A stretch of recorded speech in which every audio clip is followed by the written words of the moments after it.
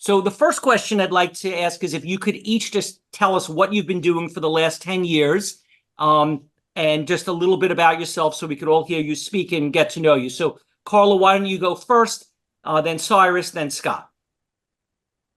Happy to. Thanks. So, Carla Mans-Giroux, I am a metastatic breast cancer thriver myself.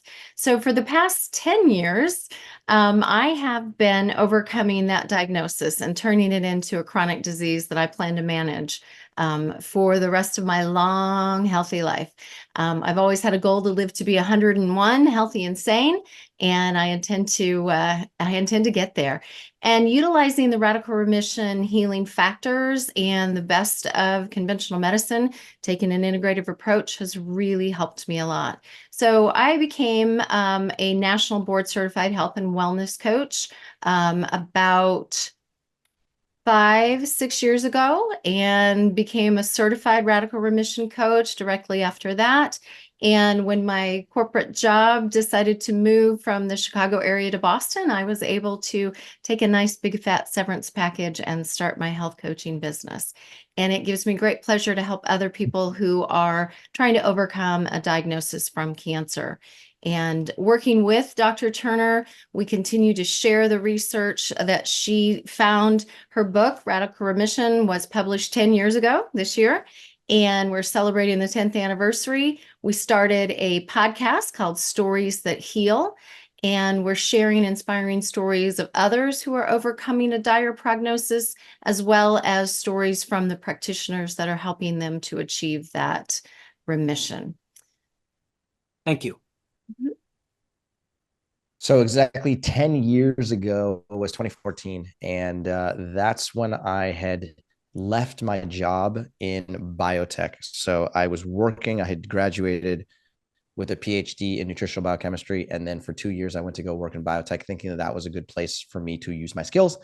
And while I was there, I realized that all I did was sit in front of a computer looking at Excel spreadsheets, and I wasn't really adding any value to humanity. So I decided to start a coaching program where I could actually work with people who were living with all forms of diabetes, type 1, 1.5, prediabetes, type 2, and gestational diabetes, and teach them the truth about what actually causes their blood glucose to do strange things. So the coaching program I began building back in 2014 was called Mastering Diabetes. And then I joined forces with a good friend of mine named Robbie Barbero. The two of us both have type 1 diabetes. And over the course of the last 7 to 10 years, we have built a coaching program that teaches people how to transition to a plant-based diet and how to use that as their primary tool for reversing, not just managing, but reversing insulin resistance, which is the underlying cause of high blood glucose. It's been a fun ride. We've helped tens of thousands of people. And as far as we're concerned, we're only getting started. Thank you. Yeah, thank you, Steve. It's great to be here and join the conference this year. And just very briefly, my journey, like Cyrus, mine started 2003 when I noticed that my patients were all telling me they were falling apart. I was trained like every other healthcare professional in a traditional allopathic program, and I thought falling apart was just the inevitable consequence of aging. What I came to realize is that what my patients were actually describing is that they were losing quality of life, relational challenges, financial impact. The joy of life was being eroded by their diseases. And so one day a woman asked me for help, and I realized that I had not been trained to actually help her reverse disease and restore quality of life. So I went on a personal learning journey that took me into lifestyle medicine and whole food plant-based nutrition, and started using my prescription pad for breakfast, lunch, and dinner, and saw radical transformations, not only in my patients, but also in my staff as they started to see patients reversing disease and made changes themselves. Recognizing that it took a long time for me to learn, we started a conference in 2013 with my partners Tom Dunham and Susan Benegas, and we launched the International Plant-Based Nutrition Healthcare Conference to educate healthcare professionals, which we've been doing now consistently since 2013, as well as helping to start organizations and conferences around the world.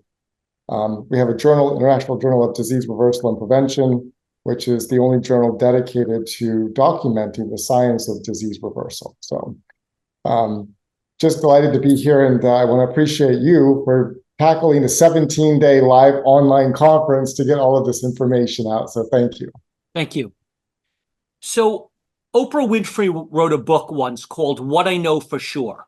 So before you answer difficult questions and try to compare chlorella with spirulina, what is the things you would bet anything on that you know for sure? Even though it's not as long a list as the things you probably are sure of, what can we absolutely be certain of from your years of experience are 100% absolute that you know for sure that we could start with as a base? One, Carla, and then Cyrus, and then Scott. Right. What I know for sure is that we are powerful beyond belief, that we do not give ourselves enough credit and do not believe in ourselves enough, but that we are capable of overcoming a lot of challenges.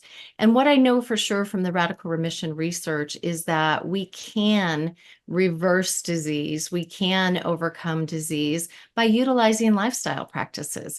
And it's not only about the physical, but it's also about the emotional, mental, and spiritual as well. Thank you.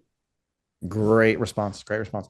There's a lot of different lifestyles that you can learn about on the internet today. There's a plant-based lifestyle, a ketogenic lifestyle, low carb lifestyle, and it can get very confusing on the internet. Over the course of the last 20 years, having transitioned to a plant-based lifestyle, I have learned one thing that every single health professional, I think, would all agree upon, which is reducing your intake of processed food and ultra processed food is something that everybody can get on the same page about, regardless of the actual diet that you are prescribing for your patients. Reducing your intake of processed food will, without question, make you a healthier individual. And that is a very solid foundation upon which you can add multiple other lifestyle practices to make yourself even healthier. Thank you. Yeah, I'm glad that you all didn't take away all the answers by the time it got to me. Thanks for leaving some on the table. Yeah, I would say a couple of things, kind of echoing what Carla did, that, the power of hope and a future vision are essential for living a long, healthy life. And we can help reestablish those things in healthcare to give people a greater vision that they do have the power to control their future far more than they may recognize, by simply stepping into those basic things that everybody's aware of: good night's sleep, moving every single day in many ways, eating more plants, and stressing less and loving more. Those are the core essentials that I think we can all agree upon. Thank you. So, Carla, one question that would be of tremendous interest is, we're aware that there's been miraculous things that have happened from the Radical Remission book and all the research you've done. But the question that would really be the most interesting is, what % of people who follow this can actually recover? Are we just saying, look, there's 1,000 people out of 1,000,000, because that's just, 0.1%, and suddenly this is less exciting? If it's 1,000 people out of 2,000 that follow this and got better, then that's unbelievably exciting. So do we know how rare or how not rare it is to recover following all the steps that you're aware of? So unfortunately, no, we don't know that. We don't track that. And the Radical Remission Project does not guarantee that following these 10 lifestyle factors are going to cure you or put you in remission. And the research has been done on people that did overcome a dire prognosis, but we're not continuing to research people that go through our workshop and coaching. All that said, we will have a very exciting publication coming out later this year. Well, we'll have a journal article that'll come out that says the workshop does make a difference for people. And so we had about 250 people in a pilot study at Harvard who went through the workshop. They took a survey before and then 1 month after and 6 months after that workshop. And what the results showed was that it was a significant improvement in people's quality of life after having attended that workshop. And those results held fast for 6 months. So once that journal article comes out, we hope to actually be able to do additional studies, maybe a trial, to actually start to collect more data on people that are following these 10 healing lifestyle factors. Thank you. Mm-hmm. Cyrus, I've read your book. I've actually looked very closely at it because I found the subject matter very interesting, diabetes and blood sugar.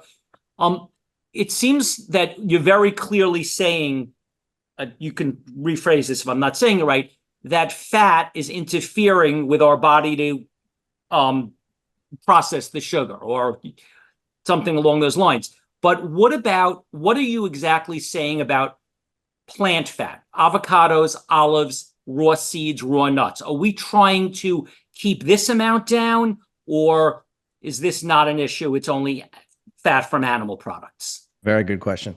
So you're right. If we go back to the basics, the premise of the Mastering Diabetes book and the Mastering Diabetes platform in general is that eating dietary fatty acid interferes with insulin signaling. And this is not a theory that came from me. This has been research that dates back to the 1920s and has been proven over and over and over again in different contexts with different species in, in small rodents, in monkeys, and in human beings.